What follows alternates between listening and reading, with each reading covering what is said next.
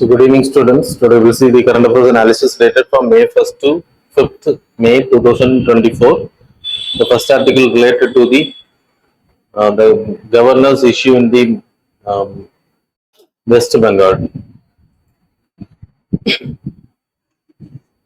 So article 361. So governor Gadarana case. There is a sexual harassment case was filed. அங்க work பண்ணக்கூடிய ஒரு person ஒரு lady வந்து petition கொடுத்துருக்காங்க but it was not accepted because under article 361 there is a immunity to governor president ரெண்டு பேருக்குமே அவங்க பண்ணக்கூடிய ஆஃபீஸ் ஒர்க் ஆக்ஷன்ஸ் எடுக்கிறதுக்கான உரிமை வந்து கவர்மெண்ட் எந்த கோர்ட்டுக்குமே கிடையாது when they are holding the office of president as well as governor. So sub classes are there.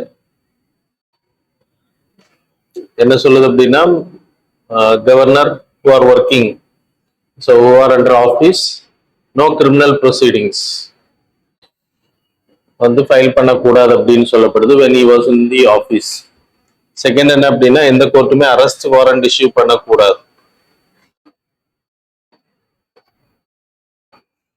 issuing arrest warrant. So இது ரெண்டுமே அப்புறம் ஆஃபீஸ் ஹோல்ட் பண்ற வரைக்கும் அவர் பண்ணக்கூடிய ஒர்க்குக்கு எதிராக நீங்க கேஸ் அவர் சைன் பண்ணி இருக்கக்கூடிய விஷயங்கள் இது எந்த கோர்ட்டுக்குமே கொஸ்டின் பண்றதுக்கான ரைட்ஸ் கிடையாது. Governor or president is doing அவர் சைன் பண்ணக்கூடிய விஷயங்கள் இல்லைன்னா அவங்க எடுக்கக்கூடிய முடிவுகள்ல கோர்ட்ஸ் கொஸ்டின்ஸ் பண்ண முடியாது. இது ஞாபகம் வச்சுக்கோங்க.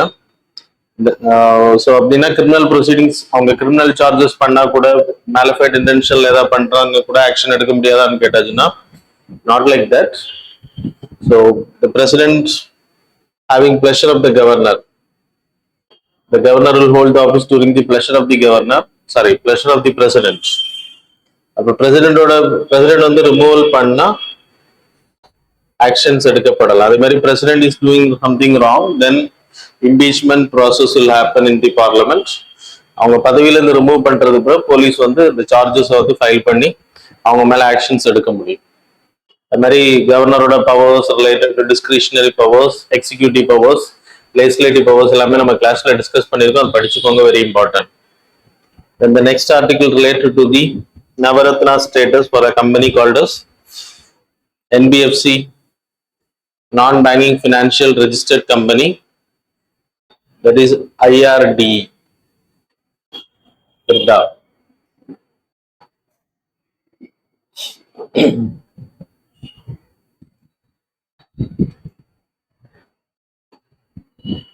Okay, if we can see on the image, that is Navaratna status for that is Indian Renewable Energy Development Agency. So Navaratna status, Maharatna status is there. அது மாதிரி மினி ரத்னா ஸ்டேட்டஸ். ஸோ ஒரு company mini Ratna status வாங்கணும் அப்படின்னா 1997ல Maharatna mini Ratna status and Navratna status அப்படின்ற ரெண்டு concept கொண்டு வராங்க. So mini Ratna 1, mini Ratna 2 அப்படின்றது. So those company making profits for 3 years continuously. அவங்களோட ப்ராஃபிட்டோட அளவு 30 crore மேலே இருக்கு டாக்ஸ் கட்டுறதுக்கு முன்னாடி. தென் தே ஆர் எலிஜிபிள் என்றது mini Ratna 1 status. Mini Ratna 2 அப்படின்றது they are making profit, there is no limitation கிடையாது, 30 crore அப்படின்ற லிமிடேஷன் கிடையாது. they will get the status of Miniratna 2 status. அதுல category 1 வந்து ஏர்போர்ட் அத்தாரிட்டி ஆஃப் இந்தியா, அது மாதிரி ஆண்ட்ரிக்ஸ் கார்பரேஷன். ஸோ இதெல்லாம் ஞாபகம் வச்சுக்கோங்க. ஸோ நவரத்னா ஸ்டேட்டஸ் வாங்கணும் அப்படின்னா 1997 ஆக்ட்ல தான் அது கொண்டு வராங்க. ஸோ நவரத்னா ஸ்டேட்டஸ் வாங்கணும்னா மினிரத்னா கேட்டகரியில இருக்கணும் அப்படின்றது கண்டிஷன் 1 கேட்டகரி. அண்ட் தென் கீழே இருக்கக்கூடிய the 6 பர்ஃபார்மன்ஸ் பேராமீட்டர்ஸ்ல 60க்கு மேல ஸ்கோர் வாங்கிருக்கணும். That is net profit to net worth, man power cost to the total cost of production, அப்புறம் profit before depreciation and interest, அதுல வந்து ஹையர் பர்ஃபார்மன்ஸ் இருக்கணும். அப்புறம் intersectoral performance, earning per share. அதே மாதிரி Bharat electronics limited, Hindustan aeronautical limiteds, இப்போ வந்து IREDA. So lot of companies are there. So Miniratna status கேட்டகரியில் இருக்கணும் அப்படின்ற கண்டிஷன். அந்த கீழே கொடுக்கப்பட்டிருக்கக்கூடிய 6 பேராமீட்டர்ஸ் நான் உங்களுக்கு ரீட் பண்ண அந்த 6 பேராமீட்டர்ஸ்ல 60 ஸ்கோருக்கு மேல வாங்கியிருக்கணும். That's a condition. அது மாதிரி மகாரத்னா ஸ்டேட்டஸ் அப்படின்றது நவரத்னா ஸ்டேட்டஸ்ல இருக்கக்கூடிய கம்பெனிஸ் ஆனுவல் டர்ன் ஓவர் வந்து 25,000 crore மேல இருக்கணும் last 3 years. And then profit net profit வந்து நெட் ப்ராஃபிட் வந்து 5,000 crore மேல இருக்கணும் 3 years, last 3 years. And then net worth 15,000 crore மேல இருக்கணும். ஸோ அப்படிப்பட்ட companies Bharat heavy electrical limited, Bharat petroleum corporation India limited, GAIL India, SAIL India, இது எல்லாமே வரும். இப்போ எர்டா கம்பெனிக்கு வந்து கிடைக்கப்பட்டிருக்கக்கூடிய ஸ்டேட்டஸ் வந்து நவரத்னா ஸ்டேட்டஸ். இந்த நவரத்னா ஸ்டேட்டஸ் கிடைக்கிறதுனால என்ன பிரயோஜனம் அப்படின்னா 1,000 crore வரைக்கும் இன்வெஸ்ட்மெண்ட் பண்றதுக்கு no need to get, that is 30% of the net worth of the company. அவங்களோட net worth company 30%, that is 1,000 crore மேல போக கூடாது. அவங்க வந்து இன்வெஸ்ட் பண்றதுக்கு பர்மிஷன் வாங்க தேவை கிடையாது கவர்மெண்ட் கிட்ட.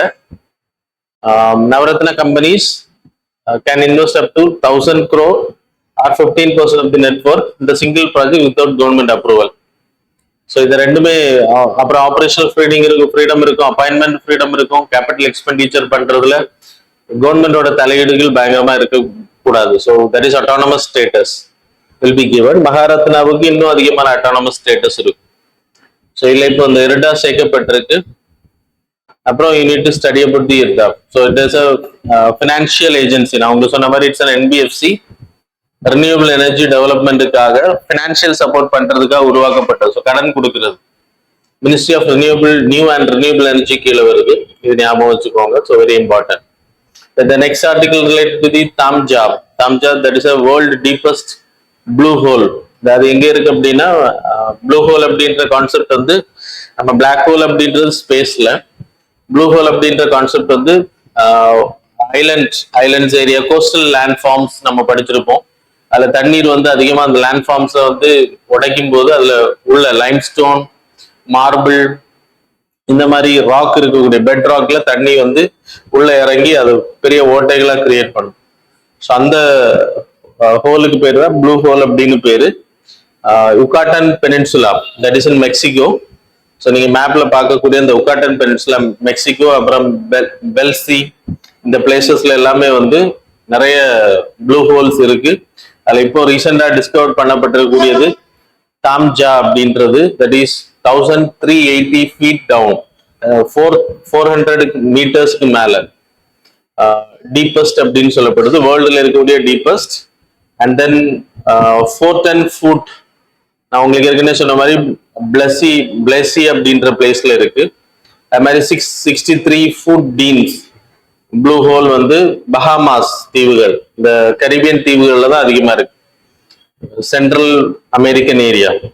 அது மாதிரி ரெட் சீல டியர் Dahab area, there is a blue hole that is 328 foot ஈஜிப்ட்ல இருக்கு. ஸோ இதெல்லாமே இம்பார்ட்டன்ட். இப்போ கண்டுபிடிச்சிருக்கக்கூடிய டிஸ்கவர் பண்ணப்பட்டிருக்கக்கூடிய யுகாட்டன் பெனின்சுலால இருக்கிறது டீப்பஸ்ட். கொஸ்டின்ஸ் கேட்கலாம்.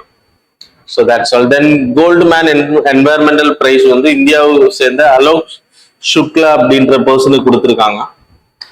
He was the part of founding member of the Hastio, Haryana, Bacho, Shankar Samati. Actually, Goldman Prize for Asia, Europe, the 5 continents, 6 places கொடுக்குற 5 continents plus island nations. அதுல islands of islands அப்படின்ற கான்செப்ட்ல 6 places கொடுக்கப்படுது. அதுல ஏசியாவுக்கு வந்து இந்தியாவை சேர்ந்த ஒரு பர்சனுக்கு கொடுத்துருக்காங்க. இது எதுக்கு அப்படின்னா ஃபாரஸ்ட் கன்சர்வேஷன், பயோடைவர்சிட்டி ப்ரொடெக்ட் பண்றது, ட்ரைபல் ரைட்ஸை வாங்கி கொடுக்கறது, இந்த மாதிரி உரிமைகளை மீட்டு கொடுக்கறது, ஃபாரஸ்ட் எராடிகேஷன்ல இருந்து வேர்ல்டை பாதுகாக்கிறது, இந்த மாதிரி என்வாயர்மெண்டல் ஆக்டிவிட்டிஸ்ல ஈடுபடுறவங்க வந்து கொடுக்குறாங்க. அலோக் சுக்லா வந்து ஹஸ்தியோ, ஹரியானா, பச்சோ, சங்சர் சமதி அந்த குரூப்பை சேர்ந்தவர். அவர் வந்து சத்தீஸ்கர்ல கிட்டத்தட்ட 4.45 lakh ஏக்கர் ஏரியா அதை வந்து பாதுகாத்திருக்காரு. பயோடைவர்சிட்டி அது கிட்டத்தட்ட 80க்கு அதிகமான மைன்ஸ் வந்து கன்ஸ்ட்ரக்ட் பண்ணணும் அப்படின்னு, மைன்ஸ் வந்து மைனிங் பண்ணணும் அப்படின்ற கவர்மெண்டோட பிளானை எதிர்த்து ட்ரைபல்ஸுக்கு அவேர்னஸ் கிரியேட் பண்ணி அவங்களோட ரைட்ஸை மீட்டு கொடுத்துருக்காரு. கிட்டத்தட்ட 4.45 lakh acres biodiversity rich area. Hasdeo river நம்ம படிச்சிருக்கோம், மகாநதி ரிவரோட ட்ரிபியூட்டரி. அந்த ஏரியால இருக்கக்கூடிய ஃபாரஸ்ட், அந்த ஏரியாஸ் தான் ப்ரொடெக்ட் பண்ற அவர் ஹெல்ப் பண்ணியிருக்காரு. அதனால கவர்மெண்ட் வந்து கிட்டத்தட்ட 80க்கு அதிகமான கோல் மைனிங் ப்ராஜெக்ட்ஸை வந்து கைவிட்டிருக்காங்க இந்த ட்ரைபல்ஸோட ப்ரொட்டஸ்ட்னால. That's the reason he was like awarded with this golden environmental prize. So April 16, 1990 ல இருந்து இது கொடுக்க ஆரம்பிச்சாங்க. It is also called as Green Nobel Prize. So ஞாபகம் வச்சுக்கோங்க. ஸோ இந்தியாவை சேர்ந்தவருக்கு கொடுத்துருக்காங்க. That is important. Then next article related to the mutual funds.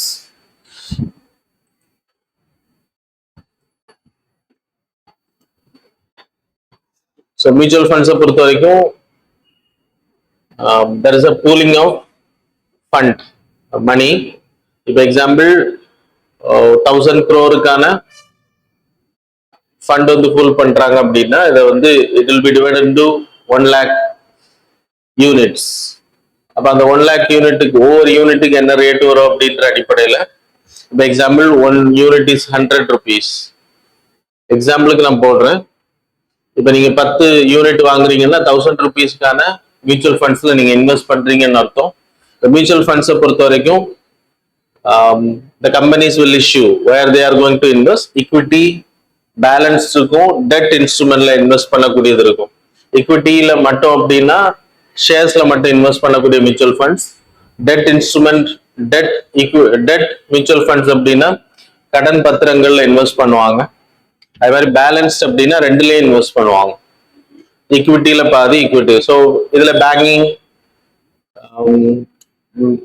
Manufacturing, cement, steel இந்த மாதிரி செக்டார்ஸ் வைஸ்ல கொடுத்துருவாங்க. மியூச்சுவல் ஃபண்ட்ஸை பொறுத்த வரைக்கும் எந்த செக்டார்ல எந்த கம்பெனிஸ்ல இன்வெஸ்ட் பண்றாங்கன்றதை டிஸ்க்ளோஸ் பண்ண மாட்டாங்க. இப்போ ரிலையன்ஸ் மியூச்சுவல் ஃபண்ட்ஸ் நீங்க HDFC மியூச்சுவல் ஃபண்ட்ஸ் வாங்குறீங்கன்னா அந்த மியூச்சுவல் ஃபண்ட்ஸ்ல எந்தெந்த செக்டார்ஸ்ல இன்வெஸ்ட் பண்ண போறோம் அப்படின்றத மென்ஷன் பண்ணியிருப்பாங்க. அது என்ன மாதிரியானது, long term, short term will be there, passive and active will be there. So அதுல என்ன எந்த கம்பெனிஸ்ல இன்வெஸ்ட் பண்ண போறாங்கன்றது டிஸ்க்ளோஸ் பண்ண மாட்டாங்க. செக்டார்ஸ் வைஸ்ல போட்டிருப்பாங்க. நீங்க கொடுக்கக்கூடிய 100 rupees per unit அந்த 100 rupees will be shared for this all this part. எல்லா ஷேர்ஸ்ல வரும். ஈக்விட்டி அப்படின்னா ஷேர்ஸ்ல இன்வெஸ்ட்மெண்ட், டெட் அப்படின்னா பாண்ட்ல இன்வெஸ்ட் பண்ணுவாங்க. அப்படி இன்வெஸ்ட் பண்ணும்போது ஒரு 5-10 years மெச்சூரிட்டி அப்படின்னா இந்த ஷேர்ஸோட வேல்யூ இன்க்ரீஸ் ஆகுது. இந்த 100 rupees value it went to 1000 rupees, then your profit is like 900. That is net asset value-னு பேர். ஸோ அந்த நெட் அசெட் வேல்யூ இன்க்ரீஸ் ஆகுறத பொறுத்து உங்களுக்கு ப்ராஃபிட் கிடைக்கும். So that's about the mutual fund. But subject to the market risk. Market வந்து share மார்க்கெட்ல fluctuation எப்படி shares வந்து fluctuate ஆகுதோ அது மாதிரி மியூச்சுவல் ஃபண்ட்ஸோட நெட் அசெட் வேல்யூவும் சேஞ்ச் ஆகிட்டே தான் இருக்கும். So risk is there. So இதுல வந்து asset management company they will manage the assets of the, அவங்க தான் மியூச்சுவல் ஃபண்ட்ஸை மேனேஜ் பண்றது. அது மாதிரி ட்ரஸ்டி இருப்பாங்க. இப்ப ரிலையன்ஸ் வந்து நம்ம கிட்ட இருந்து காசை வாங்குறாங்க அப்படின்னா அவங்க என்ன பண்றாங்க, எப்படி சீட்டிங் ஏதாவது பண்றாங்களான்னு தெரிஞ்சுக்கிறதுக்காக அதை மேனேஜ் அட்மினிஸ்ட்ரேஷன் பண்றதுக்காக trustee will be appointed. And then there will be custodians for safeguarding the assets. So asset management company, trustee, அப்புறம் கஸ்டோடியன், இந்த 3 குரூப் வந்து இதை அட்மினிஸ்ட்ரேஷன் அண்ட் மேனேஜ்மெண்ட் பண்றது. ட்ரஸ்ட் வந்து கண்காணிக்கிறது, மானிட்டரிங் பண்றது. ஸோ இந்த இதுல என்ன ப்ராப்ளம் அப்படின்னா ஃப்ரண்ட் ரன்னிங் அப்படின்ற கான்செப்ட் இருக்கு. ஃப்ரண்ட் ரன்னிங் அப்படின்னா இன்சைடர் ட்ரேடிங் நம்ம படிச்சிருக்கோம். ஃப்ரண்ட் ரன்னிங், இன்சைடர் ட்ரேடிங் என்ன அப்படின்னா நாளைக்கு ஜியோ வந்து ஒரு புதிய விஷயத்துல இன்வெஸ்ட் பண்ண போறாங்க அப்படின்றது அந்த கம்பெனி எடுக்கக்கூடிய முடிவுகள் வெளியில வந்துருச்சு அப்படின்னா உடனே ஜியோவோட ஷேர்ஸ் எல்லாரும் பர்ச்சேஸ் பண்ண ஆரம்பிப்பாங்க. அதன் மூலமா ஷேர்ஸோட வேல்யூ வந்து அன்எக்ஸ்பெக்டடா இன்க்ரீஸ் ஆகும். இதுக்கு பேர் இன்சைடர். ஸோ அவங்க முன்னாடி பண்ணக்கூடியதை வெளியில சொல்றது, வெளியில வர்றது, தட் இஸ் இன்சைடர் ட்ரேடிங். இன்சைட்ல இருக்கக்கூடிய பர்சன்ஸ் அந்த சீக்ரெட்ஸை வெளியில விடுற ரிலேட்டிவ்ஸ் இந்த மாதிரி. ஃப்ரண்ட் ரன்னிங் அப்படின்ற கான்செப்ட் வந்து அவங்க கம்பெனிஸை உற்று நோக்கிட்டே இருக்கிறது. அதன் மூலமா ஆன்டிசிபேட் பண்ணுவாங்க. அவங்களோட மூவ்மெண்ட்ஸை வச்சு அவங்க என்ன பண்ணுவாங்க அப்படின்றது asset management company will anticipates and they will invest in that. This is anticipation. Insider ட்ரேடிங்ன்றது சீக்ரெட்ஸை தெரிஞ்சது, ரெண்டுமே இல்லீகல் அப்படின்னு சொல்லப்படுது. ஸோ அப்படி ஆன்டிசிபேட் பண்ணி ஒரே நேரத்தில் ஷேர்ஸை வந்து பர்ச்சேஸ் பண்ணுவோம். இன்வெஸ்ட் பண்ணும்போது அந்த ஷேர்ஸோட மதிப்பு ஏறும் அப்படின்றதுனால அதை வந்து ரெகுலேட் பண்றதுக்காக SEBI, the market regulator, security exchange board of India இருந்து சேஞ்சஸ் பண்ணியிருக்காங்க. இந்த ஃப்ரண்ட் ரன்னிங் வந்து பண்ணக்கூடாது, இன்சைடர் ட்ரேடிங் நடக்கக்கூடாது அப்படின்றத ரெகுலேட் பண்ணிருக்கு. That's it came in news. So இதுல நீங்க படிக்க வேண்டிய மியூச்சுவல் ஃபண்ட்ஸ்னா என்னது, asset management company, trusteeship, custodian, and then front running என்னது, இதெல்லாம் இம்பார்ட்டன்ட். இந்த கான்செப்டை வச்சு கொஸ்டின்ஸ் கேட்பாங்க.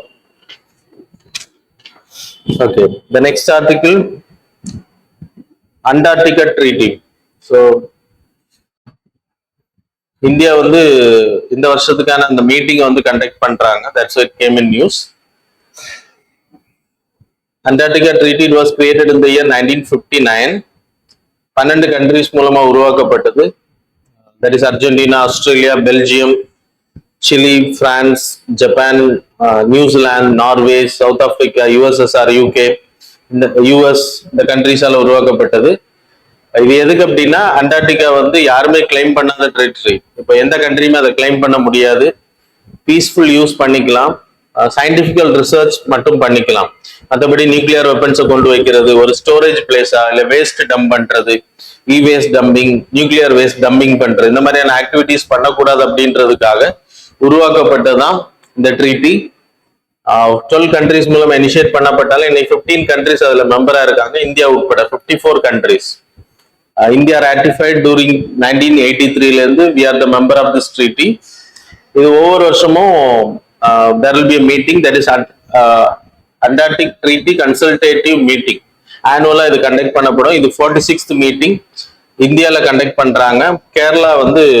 கேரளால கொச்சியில இந்த மீட்டிங் வந்து நடக்க இருக்கு. மினிஸ்ட்ரி ஆஃப் எர்த் சயின்சஸ் தான் இதை ஹோஸ்ட் பண்றாங்க. Sorry, that's why it is important.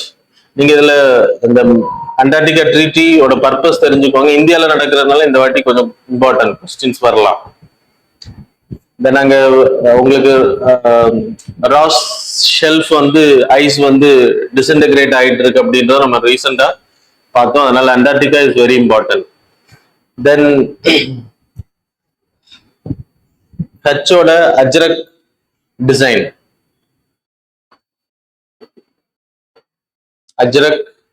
Design, இது வந்து நம்ம இண்டஸ் வேலி சிவிலைசேஷன்ல அந்த பிரீஸ்டோட ட்ரெஸ்ல ஒரு டிசைன் இருக்கும். நீங்க நல்லா கவனிச்சிருந்தீங்கன்னா தெரியும். ஆர்ட் அண்ட் கல்ச்சர்ல இந்த டிசைன்ல இருந்து அந்த அஜ்ரக் காட்டன் டிசைன் வந்து எடுக்கப்பட்டதா சொல்லப்படுது. Ajrak cotton it's a block printing. எப்படி காஞ்சிபுரம் சில்க்ஸ்ல அது மாதிரி டிசைன்ஸ் கிரியேட் பண்றாங்களோ அதே மாதிரி பிரிண்டிங் சாரீஸ் இருக்கும். அந்த சாரீஸ்ல பிளாக் பிரிண்டிங் அப்படின்னு சொல்லுவாங்க. ட்ரெஸ்ஸஸ்ல பண்ணக்கூடிய பிரிண்டிங், அதன் மூலமா கிரியேட் பண்ணக்கூடியது. இதுல ஃபுல்லாவே வெஜிடபிள் லைக் கலர்ஸ் தான் பயன்படுத்துறாங்க மோஸ்ட்லி. இந்த டிசைன்ஸ் வந்து 3 கலர்ஸ்ல ஆனது. அது இப்ப GI டேக் கொடுத்திருக்காங்க. That's it came in news. அசரக் அப்படின்னா it's meaning related to indigo. Indigo is a blue color. So blue it determines sky. ஸ்கையை சிம்பலைஸ் பண்ற. ரெட் வந்து லேண்ட் அண்ட் ஃபயர், அப்புறம் ஒயிட். இந்த 3 கலர்ஸும் பயன்படுத்துறாங்க. ஒயிட் வந்து ஸ்டார்ஸை மென்ஷன் பண்ற மாதிரி. இது வந்து இந்த டிசைன் வந்து இங்க இருந்து எடுக்கப்பட்டாலும் இண்டஸ் வேலி சிவிலைசேஷன்ல அந்த பிரீஸ்டோட அந்த லைக் சிலையில நம்ம பார்த்தோம் அந்த டிசைன் வந்து இருந்ததாட்டும். ஸோ அந்த டிசைன்ல இருந்தா இது காப்பி பண்ணப்பட்டதா சொல்றாங்க. பிளஸ் 400 இயர்ஸ் பேக் சிந்து முஸ்லிம்ஸ் வந்து இது ஃபர்ஸ்ட் டைம் ட்ரெஸ்ஸஸ்ல கொண்டு வந்ததா சொல்லப்படுது. ஸோ இதுக்கு இந்த வாட்டி ஃபர்ஸ்ட் வாட்டி it was given GI tag. இந்த டெக்ஸ்டைல் கிராஃப்ட் கொடுத்துருக்காங்க. That's it came in news. So அது படிச்சுக்கோங்க, கொஞ்சம் important. Related to Indus valley civilisation, அதுவும் important. Then 8th article related to the world press freedom index 2024க்கான freedom index, that is reporters without borders. பிரான்ஸை சேர்ந்த அமைப்பு. அதனால இதோட அவங்க பிரான்ஸ்ல அந்த RSF அப்படின்னு பேரு, ரிப்போர்ட்டர்ஸ் சான்ஸ் ஃப்ரான்டியர்ஸ் அப்படின்னு பேரு. Reporters without borders or RSF அப்படின்ற அமைப்பு தான் இதை வந்து ரிலீஸ் பண்றாங்க. அதுல 5 பேராமீட்டர்ஸ் கேட்டகரியில் இது எடுக்கப்படுது. பொலிட்டிக்கல் கண்டெக்ஸ்ட் அப்படின்னா நம்ம பொலிட்டீஷியன்ஸை கொஸ்டின் பண்ணும்போது ஜேர்னலிஸ்ட் அவங்களுக்கு சுதந்திரம் இருக்கு அப்படின்றது. லீகல் ஃப்ரேம் ஒர்க், சட்டங்களை வந்து கொஸ்டின் பண்றதுல. அப்புறம் economic context, social cultural context, security. So இதுல எல்லாமே வந்து நம்ம ஜேர்னலிஸ்ட் வந்து ஃப்ரீடமா செயல்பட முடியுதா அப்படின்னா கொஸ்டின் மார்க். நிறைய கண்ட்ரீஸ்ல ஜேர்னலிஸ்ட் கொல்லப்படுறது. இந்தியால 2024ல எந்த ஜேர்னலிஸ்ட் லைக் கொல்லப்படலை அப்படின்றதும், 9 ஜேர்னலிஸ்ட், அப்புறம் 1 மீடியா வந்து ஒரு மீடியா வந்து new organisation was blocked out. அப்புறம் 9 journalist were detained in India. இந்தியாவோட ரேங்கிங் 180 கண்ட்ரீஸ்ல இந்த ரிப்போர்ட் எடுக்கிறாங்க. இந்தியாவோட ரேங்கிங் 159. போன வாட்டி 161 இருந்துச்சு. 2 பாயிண்ட் வந்து 2 ரேங்க் வந்து நம்ம முன்னாடி போயிருக்கோம் 180 கண்ட்ரீஸ்ல. ஆனா ஸ்கோர் எடுத்துக்கிட்டீங்கன்னா போன வருஷத்தோட கம்மி. தட் இஸ் 36.62ல இருந்து, இது எவ்வளவு டெப்தா படிக்க வேணாம், but freedom of speech and எக்ஸ்பிரஷன்ல இம்பார்ட்டன்ட். 31.28 ஸ்கோர் வந்து கம்மியா இருக்கு. ஆனா ரேங்கிங்ல நம்ம இம்ப்ரூவ் ஆயிருக்கும். அதுக்கு ரீசன் மற்ற கண்ட்ரிஸ் வந்து ரேங்கிங்ல ரொம்ப லைக் டவுன் ஆகுறதுக்கான அதனால நம்ம முன்ன போயிருக்கலாம். ஸ்கோர்ல வந்து நம்ம கம்மி தான் லாஸ்ட் இயரை கம்பேர் பண்ணும்போது. So what ever it is, இந்த 5 கேட்டகரிஸ் தெரிஞ்சுக்கோங்க: political contest, legal framework, economic contest, socio cultural contest and security contest. அதில் இந்தியாவில் நான் உங்களுக்கு சொன்ன மாதிரி 9 ஜேர்னலிஸ்ட் வேர் அரெஸ்டட் 2024ல. அது மாதிரி 1 மீடியா ஒர்க்கர் டீடைன் பண்ணப்பட்டிருக்காங்க. மற்ற கண்ட்ரீஸ்ல எல்லாம் நிறைய ஜேர்னலிஸ்ட் வந்து கொல்லப்பட்டது. Gaza issues are there, Israel Gaza issues, அது மாதிரி. அப்புறம் இந்தியாவில் இருக்கக்கூடிய ப்ராப்ளம் வந்து நம்ம ரேங்கிங் கம்மியானது அடக்குமுறை அதிகமா இருக்கிறதா சொல்லப்படுது இந்த ரிப்போர்ட்ல. That is digital personal data protection act. அது இன்னும் ஃபுல் ஃபிளெஜ்டா வரல, அது ஒரு இஷ்யூ. அப்புறம் ரிலையன்ஸ் குரூப், ரிலையன்ஸ் கம்பெனி கிட்ட மட்டும் 70 மீடியா, 70 மீடியாஸ், அது மாதிரி என்டிடிவியோட கண்ட்ரோல் வந்து அதானி குரூப் கிட்ட இருக்கு. 70 மீடியா அவுட்லெட்ஸ் வந்து ரிலையன்ஸ் குரூப் கிட்ட இருக்கிறதா சொல்லப்படுது. அப்படின்னா அவங்க ஸ்டேக் வச்சிருக்காங்க. அதுல கிட்டத்தட்ட 200 மில்லியன் இந்தியன்ஸ் இந்த மீடியாஸை ஃபாலோ பண்றாங்க அப்படின்றது. அப்போ நியூஸஸ் வந்து ஃப்ரீடமா இருக்காது அப்படின்றத அவங்க சொல்றாங்க. தென் காஷ்மீர் இஷ்யூ, காஷ்மீர் இந்த நியூஸஸ் வெளியில, மணிப்பூர் இஷ்யூ, இதெல்லாமே ஜேர்னலிசத்துக்கு எதிராக இந்த ஃப்ரீடம் வந்து கொடுக்கப்படலை அப்படின்றது இங்க சொல்லப்பட்டிருக்கு. That's all. ஸோ இதுல ரேங்கிங், அப்புறம் அந்த 5 கண்டெஸ்ட் தெரிஞ்சுக்கோங்க. ஃபர்ஸ்ட் கண்ட்ரி ரேங்கிங்ல ஃபர்ஸ்ட்ல இருக்கக்கூடிய country Norway, second Denmark, third Sweden, லாஸ்ட்ல இருக்கக்கூடிய country Afghanistan, Syria and எரித்ரியா. So இந்த 3மே லாஸ்ட் கேட்டகரி. ஸோ இதுவும் ஞாபகம் வச்சுக்கோங்க. இந்தியாவோட ரேங்கிங் ஞாபகம் வச்சுக்கோங்க. That's enough. So that's all. Now we will move on to the MCQs.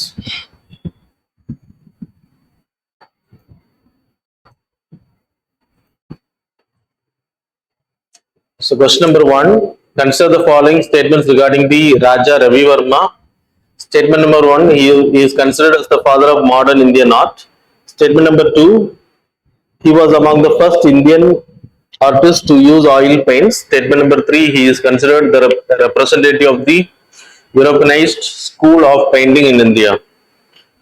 Select the correct answer using the code given below. Options are A 1 and 2 only, B 2 and 3 only, C 2 only, D 1, 2 and 3 only. Question number 2, it is the smallest AI model developed by Microsoft and is believed to be the first in the series of 3 smaller model planned by Microsoft. Which of the following AI has been described above? So options are A Gemini, second Pi 3 mini, third on the ChatGPT 3.5, fourth on the Llama 3. Question number 3, within reference to the human rights, consider the following statements. Statement number 1, these are legal rights granted and protected by a government. Statement number 2, these rights are considered universal, inalienable and indivisible. Which of the statements given above is are correct? Options are A 1 only, B 2 only, C both, D neither. Question number 4, which of the following statements are correct about the SCO? Sorry, it's not correct. The following statements about Shanghai Cooperation Organization is not correct. Options are the SCO focuses on political, economic and security cooperation among the member states. Option B, the SCO headquarters are located in Beijing, China. Option C, India became the full member of SCO in 2017. Fourth option, the SCO's primary objective is to promote military alliance and collective defense. So இதுல வந்து not correct அப்படின்ற கேட்டிருக்காங்க. Question number 5, with reference to the United Nations recognized global alliance of National Human Rights Institution, GAN-HRI.